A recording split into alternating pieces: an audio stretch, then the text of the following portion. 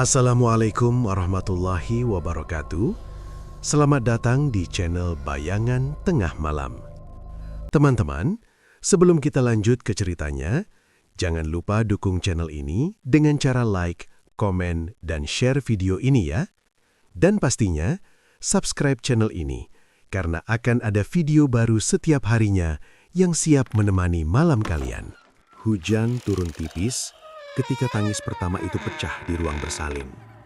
Suaranya nyaring, memecah tegang yang sejak pagi menggantung di dada Raka. Ia berdiri kaku di samping ranjang. Jemarinya gemetar saat perawat mengangkat bayi mungil yang masih merah. Sari menangis haru. Penantian 5 tahun, doa yang tak terhitung, akhirnya terjawab malam itu. "Pak, anaknya laki-laki, sehat?" ucap bidan lembut. Raka mengangguk cepat. Terima kasih Bu." Sari memandangi wajah kecil yang dibaringkan di dadanya. "Lihat Mas, hidungnya mirip kamu." Raka tersenyum, mencium kening istrinya. Yang penting dia kuat. Tak ada yang terasa ganjil di rumah sakit. Bayi itu menyusu dengan lahap lalu tertidur pulas. Namun menjelang tengah malam, ketika kamar mulai sepi, lampu redup bergoyang seperti tersentuh angin, padahal jendela tertutup rapat. Sari merasakan dingin merayap di pergelangan kaki. "Mas, kamu merasakan itu?" bisiknya. "AC mungkin terlalu rendah," jawab Raka, berusaha tenang. Bayi mereka tiba-tiba menangis lagi. Bukan seperti tangis lapar atau kaget. Nadanya panjang, serak, seolah memanggil sesuatu yang tak terlihat. Raka menggendongnya, mengayun pelan. "Sudah nak, ayah di sini." Tangisan berhenti mendadak. Sunyi menggantung. Sari menatap langit-langit, merasa seolah ada yang mengawasi dari sudut ruangan. Ia menelan ludah. "Mas, tadi aku seperti mendengar suara air." "Air? Dari mana?" "Seperti ombak. Jauh tapi jelas." Raka memaksa tertawa kecil. "Kita di kota, Ri. Laut saja berjam-jam dari sini." Sari mencoba mengabaikan firasatnya. Mungkin ia hanya lelah. Tubuhnya baru saja melewati perjuangan panjang. Pikirannya masih limbung. Namun ketika jarum jam menunjuk angka 12 tepat, bayi itu membuka mata. Tatapannya tidak seperti bayi baru lahir. Terlalu fokus, terlalu dalam. "Mas," suara Sari bergetar. "Kenapa?" "Lihat matanya." Bayi itu tidak menoleh pada suara orang tuanya. Ia memandang lurus ke jendela. Tirai tipis bergoyang perlahan. Di balik kaca, hujan telah berhenti. Namun bayangan samar tampak berdiri di luar. Siluet perempuan berambut panjang yang seolah basah. Raka mengucek mata. Bayangan itu hilang. "Kamu lihat kan?" tanya Sari cepat. Tidak ada siapa-siapa. Sari memeluk bayinya lebih erat. Dadanya berdegup tak beraturan. "Aku tidak mengarang." "Aku tahu," jawab Raka lembut, meski keningnya berkerut. "Kita fokus ke anak dulu." Bayi itu kembali menangis, kali ini lebih pelan, seperti rintihan. Tiba-tiba terdengar bunyi tetesan. Raka menoleh ke lantai. Ada genangan kecil di bawah jendela. "Perawat," panggilnya. Namun saat lampu dinyalakan lebih terang, lantai kembali kering. Tidak ada jejak air. Raka terdiam. Sari menatapnya. "Mas, aku tidak suka ini." "Besok kita pulang saja. Di rumah pasti lebih nyaman." Keesokan siangnya mereka kembali ke rumah sederhana di pinggir kota. Tetangga datang bawa doa dan ucapan selamat. Senyum mengembang di wajah Raka. Tetapi di balik itu ada rasa ganjil yang tak mampu ia jelaskan. Malam pertama di rumah tiba. Angin berhembus pelan. Sari meletakkan bayinya di boks kayu dekat tempat tidur. "Semoga dia tidur nyenyak," katanya lirih. Raka mematikan lampu utama, menyisakan cahaya temaram. "Kalau dia bangun, panggil aku." Jarum jam bergerak perlahan. Suasana hening. Lalu tepat tengah malam, tangisan itu pecah lagi. Lebih keras, lebih melengking. Sari terbangun. "Mas." Raka sudah duduk lebih dulu. "Aku dengar." Tangisan berubah menjadi suara seperti orang tercekik. Sari berdiri, mendekati box. Bayi itu menggerakkan tangan kecilnya ke udara kosong, seolah meraih sesuatu. "Anakku," Sari hampir menangis. Tiba-tiba terdengar suara bisikan lembut, samar seperti datang dari arah jendela. "Sudah waktunya." Raka membeku. "Kamu dengar?" Sari mengangguk pelan, wajahnya pucat. Tangisan berhenti seketika. Bayi itu tertidur, nafasnya kembali normal. Namun hawa kamar berubah lembab, berbau asin seperti pantai. Raka berjalan ke jendela, membukanya sedikit. Tidak ada siapa-siapa di luar, hanya jalanan gelap dan lampu redup.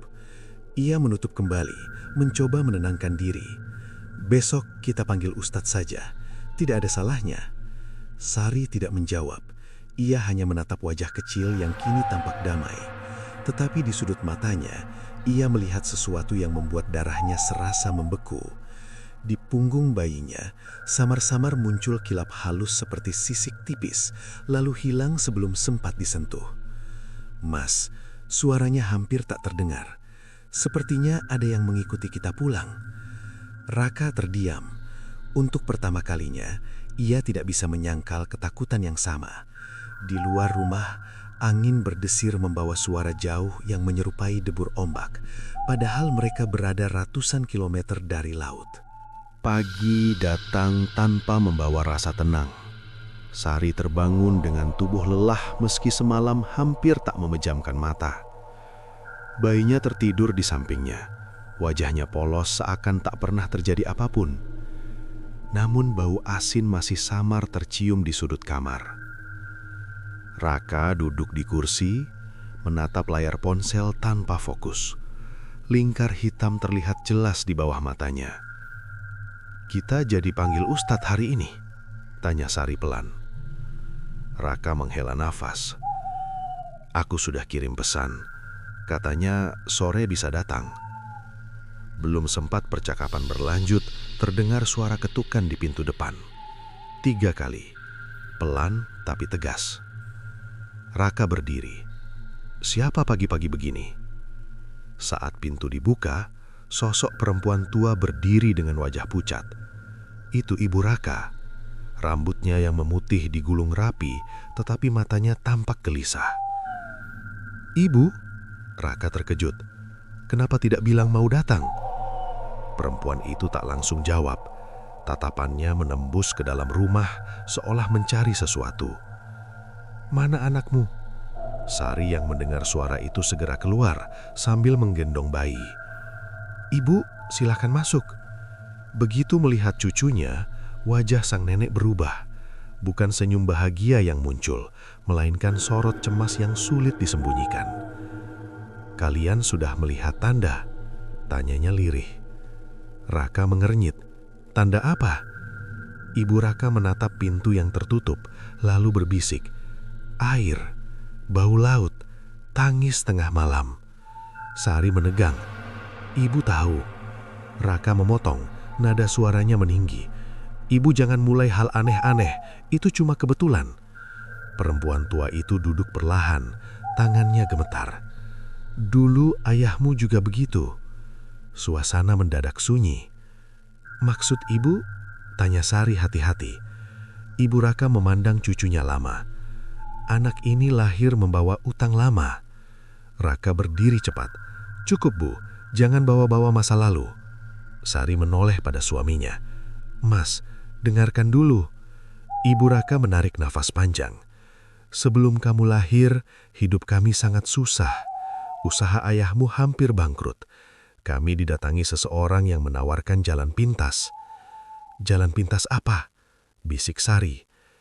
"Pesugihan," jawabnya pelan, dengan menyebut nama Dewi Anjar. Nama itu menggantung di udara seperti kabut tebal. Raka memalingkan wajah. "Itu cuma cerita orang tua," katanya cepat. "Aku tidak percaya."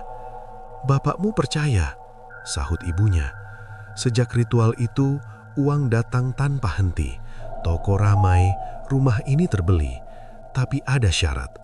Sari merasakan jantungnya berdetak kencang. "Syarat apa, Bu?" perempuan tua itu menunduk. Keturunan pertama dari generasi berikutnya. Raka mengepalkan tangan. Ayah sudah meninggal, artinya selesai. Tidak, jawab ibunya tegas. Kematian bukan pelunasan, itu hanya penundaan. Tangisan bayi memecah percakapan. Sari mengayun pelang, mencoba menenangkan. Raka menggeleng keras. Ini tidak masuk akal. Kalau memang ada perjanjian, kenapa baru sekarang? Karena sekarang waktunya tiba, balas ibunya. Anak itu bukan sepenuhnya milik kalian. Kalimat itu membuat Sari merinding. Apa ibu ingin mengambilnya? Tanya Raka dengan suara parau.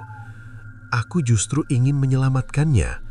Tadi malam aku bermimpi didatangi perempuan bermahkota, berpakaian hijau, rambutnya panjang, basah. Dia bilang janji harus ditepati. Sari hampir menjatuhkan bayinya. Gambaran itu sama persis dengan sosok yang ia lihat di jendela. Ibu yakin itu bukan sekadar mimpi, bisiknya. Ibu Raka menatapnya dalam. Aku pernah melihatnya sekali, bertahun-tahun lalu, setelah ritual selesai. Raka terduduk lemas. Untuk pertama kalinya keyakinannya goyah.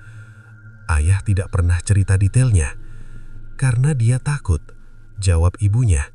Setiap tengah malam, ia mendengar ombak meski kami jauh dari pantai. Seolah menanggapi, suara gemericik terdengar dari dapur. Sari menoleh. Air menetes dari keran yang tadi sudah ditutup rapat. Raka berjalan cepat, memutarnya kuat-kuat. Hanya kebocoran. Namun ketika ia kembali ke ruang tamu, lantai dekat kaki Sari terasa dingin dan basah. Tidak ada sumber jelas. Bayi itu tiba-tiba tertawa kecil. Bukan tawa biasa. Nadanya lirih seperti ada nada lain yang menyatu di dalamnya. Ibu Raka bangkit berdiri. Dia sudah datang. Siapa? Tanya Sari hampir menangis. Yang menagih. Raka menatap ibunya dengan campuran marah dan takut. Kalau memang ada cara memutusnya, katakan. Perempuan tua itu terdiam beberapa saat. Ada satu jalan, tapi resikonya besar. Apapun, sahut Sari cepat. Ibu Raka menggeleng pelan. Belum waktunya aku jelaskan. Kalian harus siap dulu. Tiba-tiba lampu ruang tamu berkedip. Angin masuk dari celah jendela yang tertutup. Tirai bergerak perlahan. Di kaca, sesaat terlihat bayangan perempuan berdiri di luar menatap ke arah bayi dengan senyum tipis. Sari mengeluk anaknya. Mas, dia di sana. Raka menoleh cepat. Tidak ada siapapun, hanya pantulan wajah mereka sendiri. Namun suara debur menjadi semakin jelas, seakan ombak memukul dinding rumah. Ibu Raka berbisik gemetar. Waktunya semakin dekat. Malam ketiga setelah kelahiran terasa lebih berat dibanding sebelumnya. Langit gelap tanpa bintang. Udara di dalam rumah lembab, membuat napas terasa sesak. Sari duduk di tepi ranjang sambil mengganti pakaian bayinya. Tangannya terhenti ketika melihat sesuatu yang berbeda di punggung kecil itu. Di bawah cahaya lampu, tampak kilau tipis seperti sisik halus. Bukan ruam, bukan bekas lahir. Bentuknya memanjang samar, mengikuti tulang belakang. Mas, sini, panggilnya pelan. Raka mendekat dengan wajah tegang. Apalagi? Sari menunjuk tanpa suara. Raka menunduk, memperhatikan lebih seksama. Kilau itu terlihat jelas beberapa detik, lalu memudar perlahan seperti terserap kulit. Itu cuma pantulan cahaya, ucapnya cepat, meski suaranya tidak sekuat biasanya. Sari menggeleng. Tadi lebih jelas, aku tidak salah lihat. Bayi mereka terdiam, menatap langit-langit dengan sorot mata yang terlalu fokus untuk ukuran anak seusianya. Tidak ada gerakan acak seperti lazimnya. Hanya tatapan lurus, seolah memperhatikan sesuatu yang tak kasat mata. Tiba-tiba, terdengar bunyi lirih, seperti percikan air jatuh ke permukaan tenang. Raka menoleh ke segala arah. Kamu dengar? Sari mengangguk. Itu lagi. Suara itu tidak berasal dari kamar mandi atau dapur. Ia muncul dari sudut ruangan, dekat lemari kayu tua peninggalan ayah Raka. Bunyi tersebut berulang, perlahan, teratur. Raka melangkah mendekat. Lantai di bawah kakinya terasa dingin.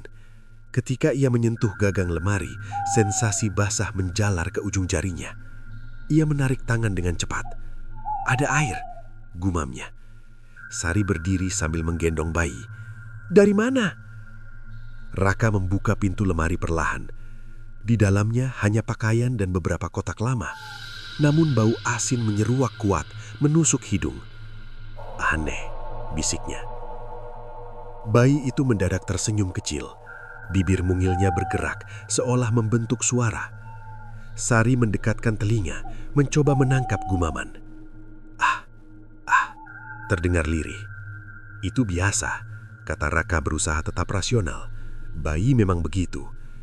Namun suara berikutnya membuat darah Sari membeku. "Ma." Ia terdiam. "Mas, dia seperti memanggil." Raka memaksa tersenyum. Kebetulan saja. Belum sempat suasana mereda, jam dinding berbunyi 1 kali, tepat pukul 12 malam. Lampu mendadak redup, meski listrik tak padam. Angin tak terlihat menyibakkan tirai jendela. Suara debur terdengar lebih nyata dibanding hari sebelumnya. Tidak lagi samar. Kali ini jelas, seperti ombak menghantam karang. Sari menutup telinga bayinya dengan tangannya. "Kenapa selalu jam segini?" Raka menatap jam dengan wajah pucat. "Aku tidak tahu." Bayi itu mulai tertawa pelan. Tawa yang bukan ekspresi bahagia, melainkan seperti respon terhadap sesuatu di hadapannya. Tatapannya beralih ke arah jendela. Sari mengikuti arah pandang itu. Di balik kaca, samar terlihat sosok perempuan berdiri membelakangi mereka. Rambutnya panjang menjuntai, tampak basah dan berat. Gaun kehijauan yang dikenakannya bergerak perlahan meski tak ada angin. "Mas," suara Sari bergetar. Raka menoleh. Kali ini ia melihatnya juga. Siluet itu perlahan memutar kepala, meski wajahnya belum sepenuhnya tampak. Bayi mereka mengangkat tangan kecilnya, seakan ingin diraih. "Jangan!" teriak Sari refleks. Dalam sekejap, bayangan itu lenyap. Jendela kembali menampilkan halaman kosong yang gelap. Raka terdiam beberapa saat. Napasnya memburu. Ini tidak bisa dibiarkan. Sari menatapnya dengan mata berkaca-kaca. "Ibu benar ya?" Raka tak menjawab langsung. Ia duduk di tepi ranjang, memijat pelipis. Ingatan masa kecilnya muncul samar. Ia pernah melihat ayahnya berdiri sendirian di halaman saat malam, menatap ke arah barat dengan wajah pucat. Dulu, ayah sering keluar ruah tengah malam, ucapnya pelan. Sari menoleh cepat. "Untuk apa?" "Aku tidak tahu, tapi setelah itu usaha kami selalu lancar." Kata-kata itu menggantung di udara. Tiba-tiba bayi itu menangis keras. Tangisnya berbeda, seperti menolak sesuatu. Kilau sisik di punggungnya muncul lagi. Kali ini lebih jelas dan menyebar sedikit. Sari hampir menangis. Dia kesakitan. Raka memegang tangan kecil anaknya. "Tenang, Nak. Ayah di sini." Tangisan perlahan mereda, namun kilau itu tidak langsung hilang. Butuh beberapa menit hingga kulitnya kembali tampak normal. Suasana kamar menjadi hening. Hanya suara napas mereka yang terdengar. Sari menatap suaminya dalam-dalam. "Kalau memang ada perjanjian, kita harus tahu detailnya." Raka mengangguk pelan. "Besok aku bongkar semua peninggalan ayah." Bayi itu akhirnya tertidur. Wajahnya kembali polos. Namun di sudut bibirnya, samar terlihat senyum tipis yang tak biasa. Di luar rumah, angin membawa aroma laut yang semakin kuat. Jauh di kejauhan, suara debur masih terdengar, seolah semakin mendekat sedikit demi sedikit. Sejak kejadian malam itu, rumah terasa berbeda. Bukan hanya lembab atau dingin, melainkan seperti dihuni sesuatu yang tak terlihat namun hadir. Sari mulai takut berada sendirian, bahkan saat matahari masih tinggi. Pagi itu, ia sedang menjemur pakaian ketika mendengar suara cipratan dari dalam. Awalnya ia mengira Raka mencuci tangan, namun saat masuk ke dapur, tak ada siapapun di sana. Lantai basah, air menggenang tipis mengalir pelan dari arah ruang tamu. "Mas," panggilnya. Raka muncul dari kamar dengan wajah bingung. "Aku di sini." Mereka saling berpandangan. Genangan itu membentuk pola aneh, seperti jejak langkah kecil menuju kamar bayi. Sari merasakan tenggorokannya kering. "Itu bukan dari kran." Raka tidak menjawab. Ia mengambil kain pel, membersihkan lantai tanpa suara. Namun setiap kali diseka, bau asin semakin kuat. Siang hari berlalu dengan ketegangan. Bayi mereka lebih banyak diam. Ia jarang menangis, tetapi sering menatap sudut ruangan kosong dengan ekspresi serius. Sesekali bibirnya bergerak seperti sedang berbicara pelan. Menjelang sore, Ibu Raka datang lagi tanpa pemberitahuan. Wajahnya tampak lebih pucat dibanding sebelumnya. "Sudah mulai sering ya?" tanyanya tanpa basa-basi. Sari mengangguk pelan. Air muncul sendiri, bau laut makin kuat. Raka duduk bersandar di kursi. "Aku sudah cari di lemari ayah. Ada kotak kayu terkunci." "Di mana?" tanya ibunya cepat. "Di gudang belakang." Perempuan tua itu menutup mata sesaat. "Jangan dibuka sembarangan." "Kenapa?" tanya Sari. "Karena mungkin itu pengikatnya." Sebelum percakapan berlanjut, terdengar suara tawa kecil dari kamar. Sari langsung berlari masuk. Bayinya terbaring tenang, namun di atas dadanya terlihat tetesan air yang perlahan meresap ke pakaian. "Mas!" teriaknya. Raka dan ibunya menyusul.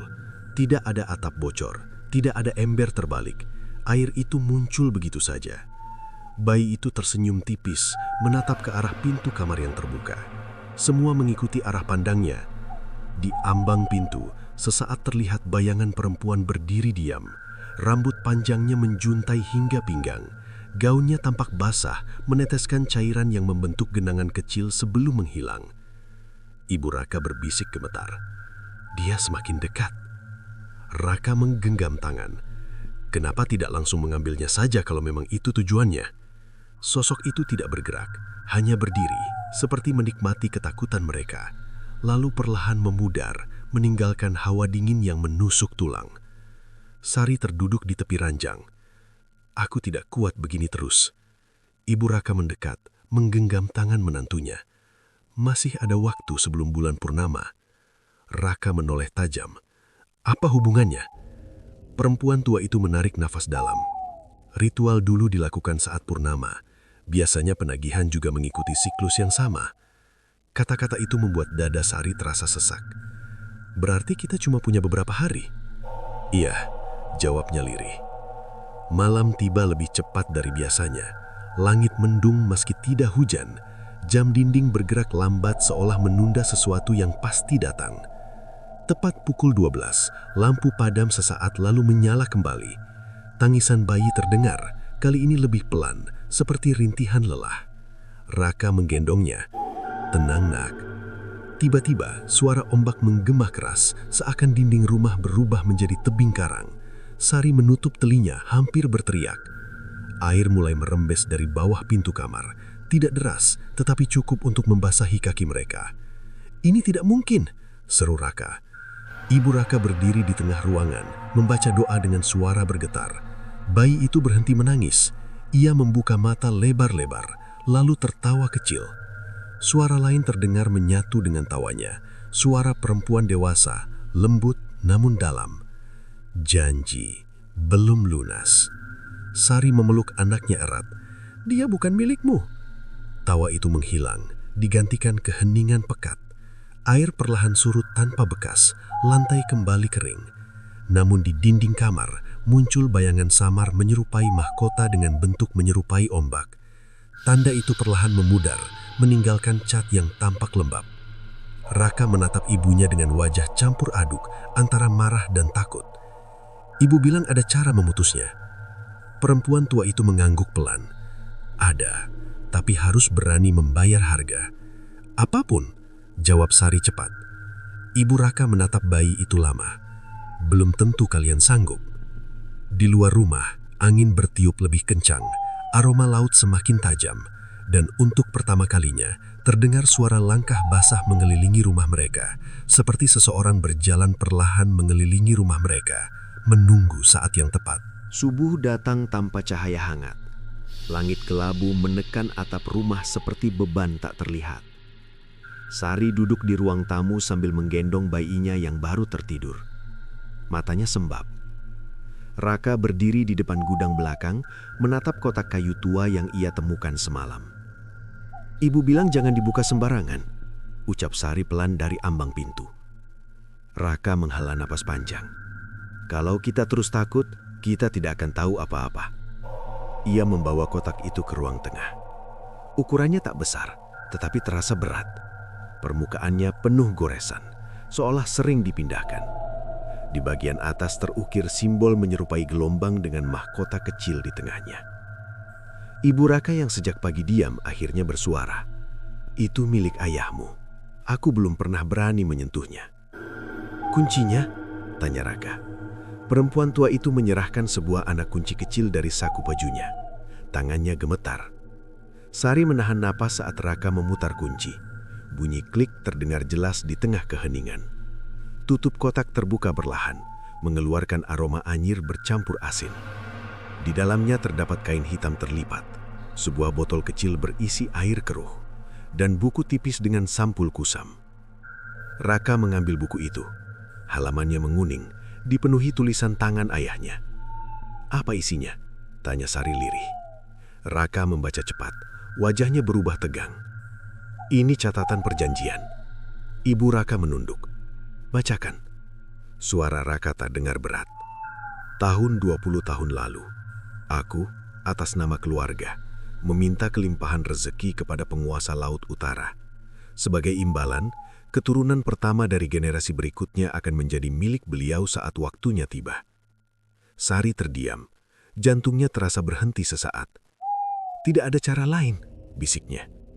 Raka membalik halaman berikutnya. Ada coretan tambahan, lebih baru. Tulisan ayahnya terlihat tergesa. "Jika syarat tak dipenuhi, seluruh keluarga akan kehilangan segalanya." Ibu Raka memejamkan mata. Ayahmu ketakutan menjelang akhir hidupnya. Ia bilang sering melihat perempuan berdiri di ujung jalan saat malam. Sari memeluk bayinya lebih erat. "Kenapa tidak dibatalkan saja dulu?" "Karena dia sudah terikat," jawab ibunya pelan. "Sekali janji dibuat, sulit dilepas." Tiba-tiba terdengar bunyi keras dari kamar, seperti benda jatuh. Raka berlari masuk. Boks bayi bergeser beberapa sentimeter dari posisi semula. Jendela terbuka sedikit, padahal sebelumnya terkunci. Bayi itu terbangun dan menangis keras. Di punggungnya kilau sisik muncul lagi, kali ini lebih jelas dan memanjang hingga leher. Sari hampir menjerit. Dia kesakitan. Raka mengangkat anaknya, mencoba menenangkan. "Tenang nak, ayah tidak akan biarkan apapun mengambilmu." Tangisan berhenti mendadak. Bayi itu menatap tepat ke arah pintu. Suara langkah basah terdengar mendekat. Setiap jejak seolah menginjak genangan meski lantai kering. Ibu Raka berdiri gemetar. Dia menagih. Sosok perempuan itu muncul di ambang pintu kamar. Wajahnya kini lebih jelas. Cantik, pucat, dengan mata dalam yang berkilau kehijauan. Rambut panjangnya meneteskan air tanpa henti. Janji harus ditepati. Suaranya bergema lembut namun tajam. Raka berdiri di depan Sari, mencoba melindungi. "Perjanjian itu dibuat ayahku, bukan aku." Sosok itu tersenyum tipis. Darah tetap mengalir. Sari memberanikan diri berbicara. "Ambil aku saja, lepaskan anakku." Perempuan itu menoleh perlahan. "Bukan engkau yang tertulis." Udara semakin dingin. Dinding kamar tampak lembab, seperti berada di bawah permukaan laut. Raka berteriak, "Apa yang kau mau selain anakku?" Sosok itu mendekat satu langkah. Lantai di bawahnya berubah basah.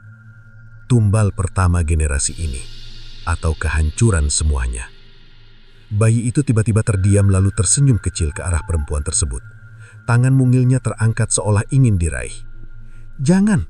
Sari menariknya erat. Dalam sekejap, sosok itu menghilang, menyisakan bau asin yang menusuk. Namun teror belum selesai. Saat Sari menoleh ke tempat tidur, dia menjerit. "Boks bayi kosong." "Mas, anak kita!" Raka beku. Ia baru saja memegangnya, namun kini pelukannya kosong. Hanya kain kecil basah tertinggal di lantai, menggenangi air tipis yang perlahan melebar. Ibu Raka terduduk lemas. Dia mulai mengambil. Raka berlari keluar rumah tanpa alas kaki. Jalanan sunyi, tidak ada suara tangisan, tidak ada jejak. Tiba-tiba terdengar suara rintihan dari arah kamar mandi. Mereka berlari kembali. Di dalam, bayi itu terbaring di lantai kering, menangis pelan seolah tak terjadi apa-apa. Sari langsung mengangkatnya sambil terisak. "Anakku, jangan pergi lagi." Raka berdiri terpaku. Di kemir kamar mandi, sesaat terlihat bayangan perempuan itu berdiri tepat di belakang mereka, tersenyum tipis sebelum lenyap. Ibu Raka berbisik lirih, "Waktu kita semakin sedikit." Di luar rumah, angin bertiup membawa suara ombak yang kini terdengar sangat dekat.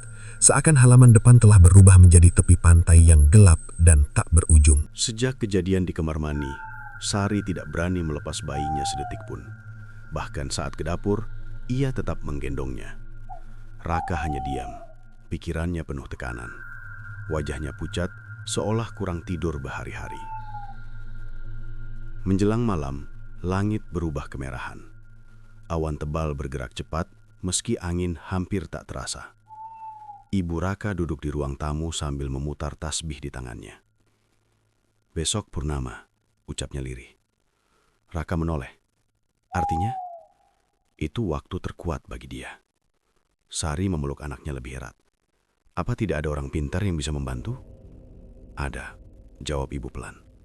"Tapi tidak semua berani melawan penguasa laut." Malam turun perlahan. Suasana lebih sunyi dibanding hari sebelumnya. Tidak ada suara kendaraan lewat, tidak ada gonggongan anjing, seolah lingkungan sekitar ikut menahan napas.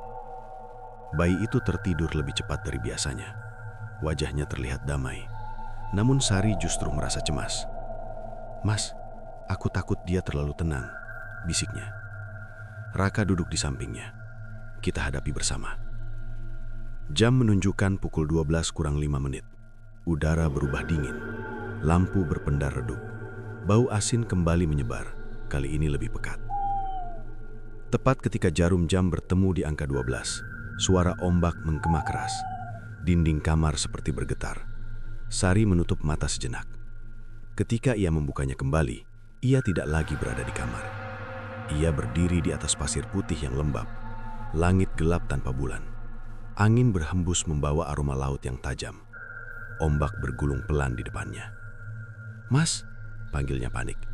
Tidak ada jawaban. Ia melihat bayinya terbaring di atas pasir, tak jauh dari air. Sari berlari hendak meraih, namun langkahnya terasa berat, seperti tertahan sesuatu. Dari tengah laut, muncul cahaya kehijauan. Perlahan, sosok perempuan itu berjalan di atas permukaan air. Gaunnya berkilau, rambutnya tergerai panjang hingga hampir menyentuh ombak. Wajahnya kini tampak jelas, cantik namun dingin. "Kau datang," ucapnya lembut. Sari gemetar. "Kembalikan anakku." Perempuan itu menyenyum tipis. "Dia memang milikku." "Tidak," teriak Sari. "Dia lahir dari rahimku." Sosok itu mendekat tanpa menyentuh pasir. Janji telah diikat sebelum ia ada. Sari menoleh ke arah bayinya. Kilau sisik kembali muncul di punggung kecil itu, memantulkan cahaya laut.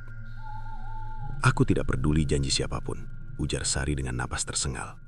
"Ambil aku saja." Perempuan itu menggeleng pelan. "Bukan engkau yang tertulis dalam darah." Sari terdiam. "Apa maksudmu?" Sosok tersebut menatapnya dalam. "Engkau juga memiliki garis yang pernah menolak persembahan." Sari terkejut. "Apa?" "Leluhurmu pernah menolak tawaranku. Karena itu aku tidak bisa menyentuhmu tanpa izin." Kata-kata itu membuat Sari sedikit berani. "Kalau begitu, lepaskan anakku." Perempuan itu menoleh ke arah ombak. "Ada pilihan." "Apapun," jawab Sari cepat. "Ambil kembali janji itu dengan pengorbanan setara." "Setara bagaimana?" Senyum tipis muncul di bibir pucat itu. Darah yang membuat janji harus menggantikan. Sari membeku. Ayah Raka sudah meninggal. Bukan hanya dia yang mengikat. Seketika angin berhembus kencang, ombak naik lebih tinggi. Bayi itu perlahan terangkat dari pasir, seperti ditarik kekuatan tak terlihat. "Jangan!" Sari berusaha berlari, namun tubuhnya terasa berat. Tiba-tiba terdengar suara Raka memanggil dari kejauhan. "Sari!" Dalam sekejap, pantai gelap itu menghilang. Sari tersentak bangun di kamar. Tubuhnya basah oleh keringat. Raka menggoncang bahunya. "Kamu pingsan tadi?" Sari langsung menoleh ke arah box. Bayinya masih di sana, menangis pelan. Namun di lantai sekitar ranjang, terdapat genangan air tipis. "Kamu lihat apa?" tanya Raka cemas. Sari menatapnya dengan mata berkaca. "Aku dibawa ke pantai. Dia bilang ada pilihan." Ibu Raka masuk dengan wajah pucat. "Pilihan apa?" Sari menarik napas panjang. Darah yang membuat janji harus menggantikan. Raka terdiam lama, wajahnya berubah tegang. "Kau tahu sesuatu?" tanya Sari pelan. Raka tidak langsung menjawab. Tatapannya kosong, seolah memikirkan sesuatu yang selama ini ia sembunyikan. Di luar rumah, suara ombak terdengar lebih keras dari sebelumnya, seakan jarak laut semakin dekat. Bayi itu tiba-tiba berhenti menangis dan menatap ayahnya lekat-lekat. Untuk sesaat, mata kecil itu memantulkan cahaya kehijauan yang sama seperti yang Sari lihat di pantai. Raka menelan ludah. Rahasia lain tampaknya mulai muncul ke permukaan, seperti sesuatu yang lama terkubur, kini terangkat oleh gelombang yang tak bisa lagi dibendung. Sejak mimpi di pantai itu, Sari merasakan ada yang berubah pada diri Raka. Suaminya menjadi lebih pendiam, sering melamun sambil menatap halaman belakang. Setiap kali ditanya, jawabannya selalu singkat. "Kamu menyembunyikan sesuatu?" tanya Sari suatu sore. Raka menggeleng pelan. "Tidak, aku hanya berpikir." "Berpikir atau menyesal?" Suara Sari terdengar lebih tajam dari biasanya. Raka tidak menjawab. Ia bangkit dan berjalan keluar rumah. Sari mengikutinya diam-diam. Dari celah pintu gudang, ia melihat Raka berlutut di depan kotak kayu peninggalan ayahnya. Di tangannya ada botol kecil berisi air keruh. "Mas, kamu sedang apa?" Suara Sari bergetar. Raka terkejut, hampir menjatuhkan botol itu. "Aku cuma ingin memastikan sesuatu." "Memastikan apa? Kamu mau lanjutkan ritual itu?" Raka berdiri perlahan.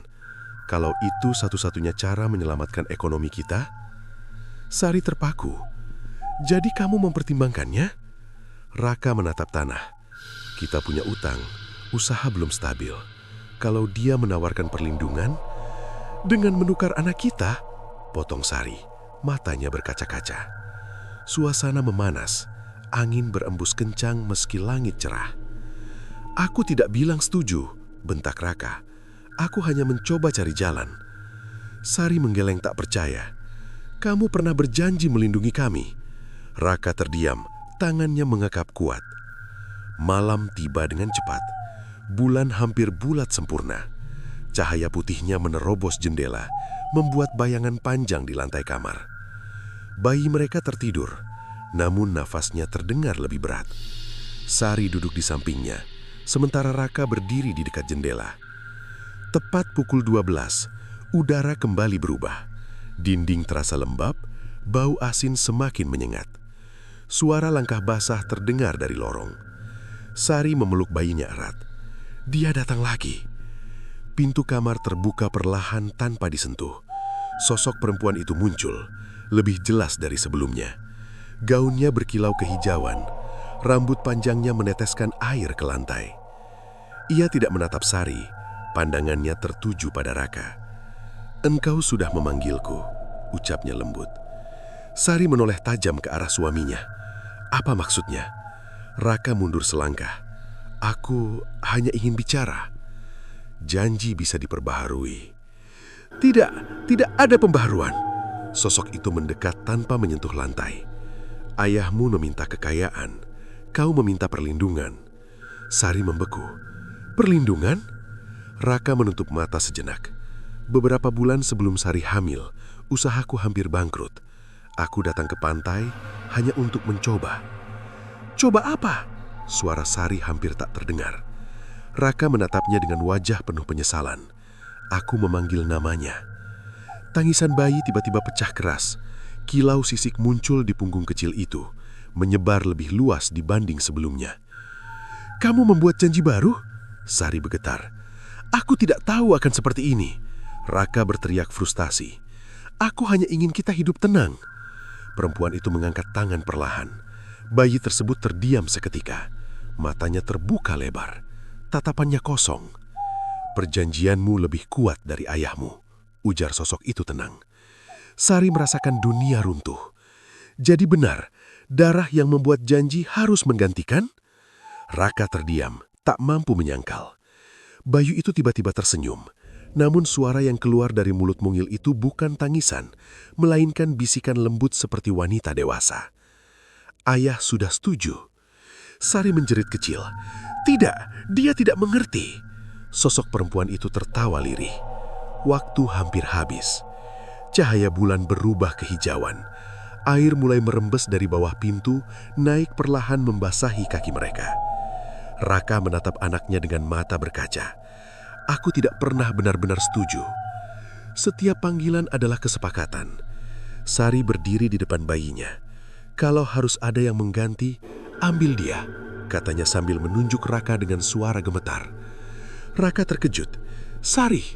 Air kini mencapai pergelangan kaki. Suara ombak menggema lebih keras dari sebelumnya. Sosok itu memandang mereka bergantian. Pengorbanan harus tulus. Raka terdiam lama, lalu berlutut perlahan. "Kalau aku yang harus menebus, aku terima." Sari menatapnya tak percaya. "Mas!" Perempuan itu tersenyum tipis. Matanya berkilau tajam. "Purnama besok malam, datanglah ke tempat pertama engkau memanggilku." Seketika air surut. Sosok itu menghilang bersama cahaya kehijauan yang memudar perlahan. Kamar kembali kering. Bayi itu menangis seperti biasa, seolah tidak pernah berbicara. Sari terduduk lemas. "Kamu berjanji tanpa memikirkan akibatnya." Raka menatap bulan di luar jendela. "Aku akan mengakhiri semuanya." Namun di sudut kamar, bayangan samar terlihat berdiri, memperhatikan dengan senyum yang sulit diartikan. Sejak kemunculan itu malam sebelumnya, suasana rumah terasa seperti menunggu vonis. Tidak ada lagi gangguan kecil, tidak ada genangan tiba-tiba.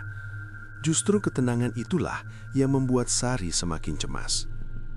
Raka bersiap sejak sore.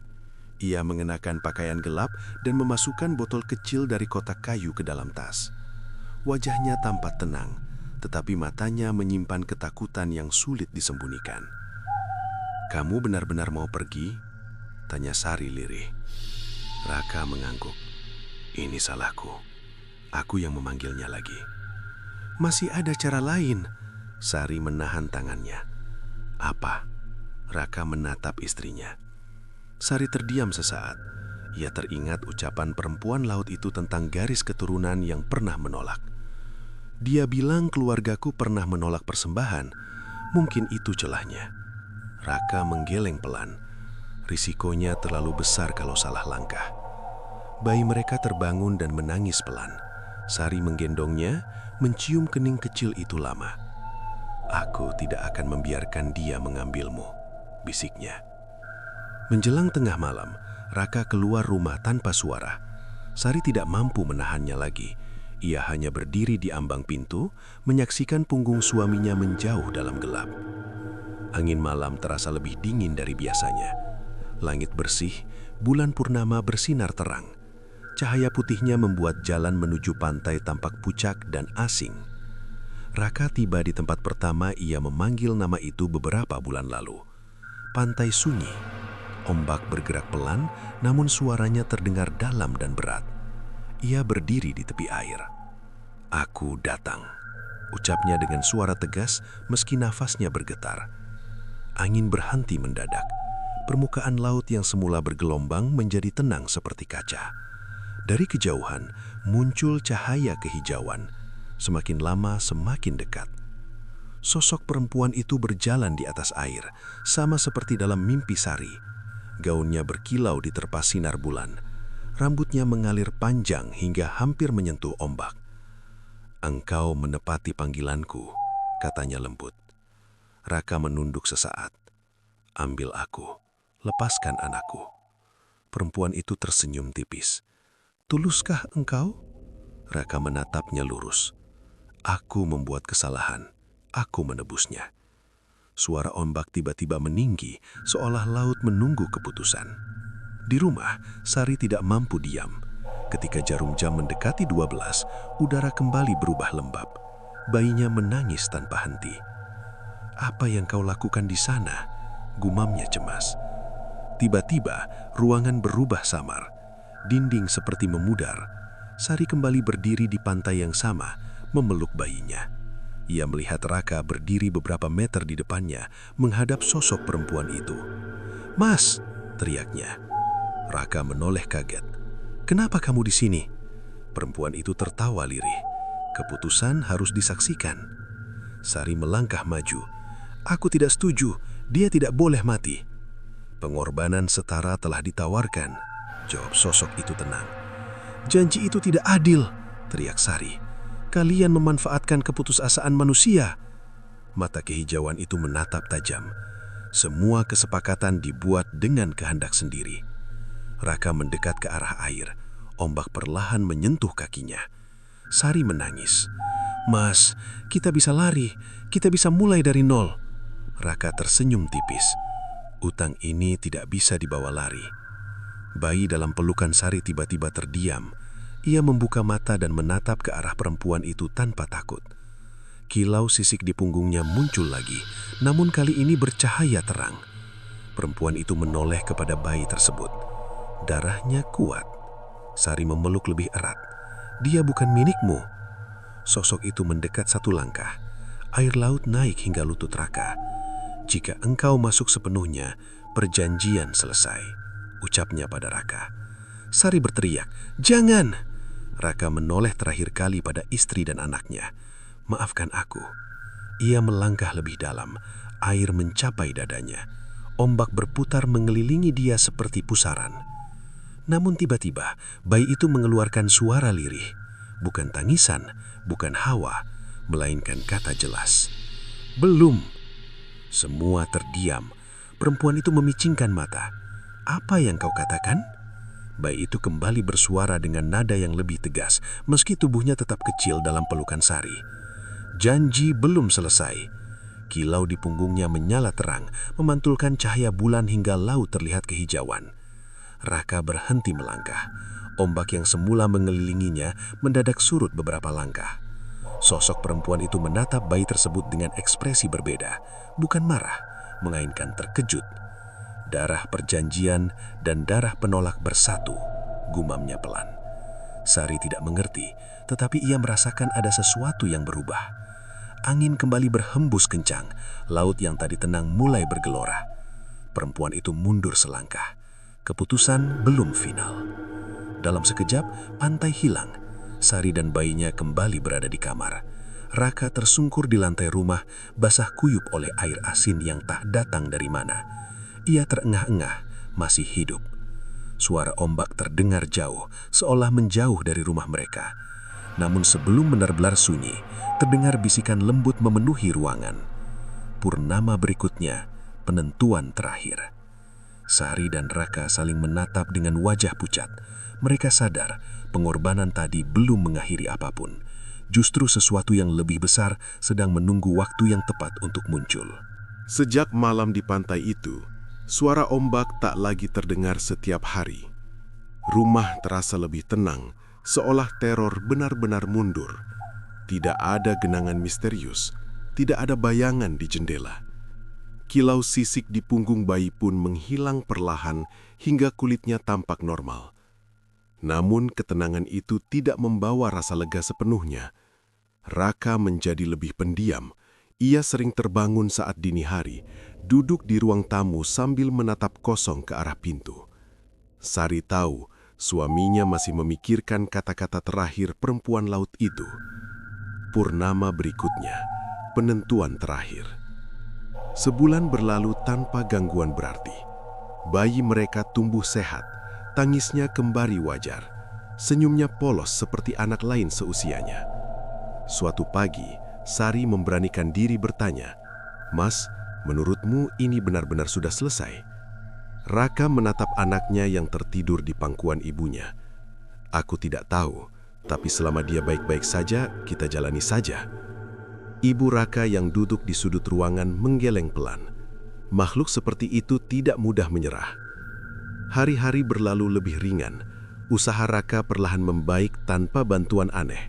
Mereka mencoba memulai kembali hidup dengan cara jujur. Waktu bergerak cepat. 5 tahun kemudian, rumah itu tak lagi terasa menyeramkan. Dinding dicat ulang, gudang dibersihkan, kotak kayu peninggalan ayah Raka sudah lama dibakar. Anak mereka, Arga, tumbuh cerdas dan tenang. Tatapannya tajam, tetapi jarang rewel.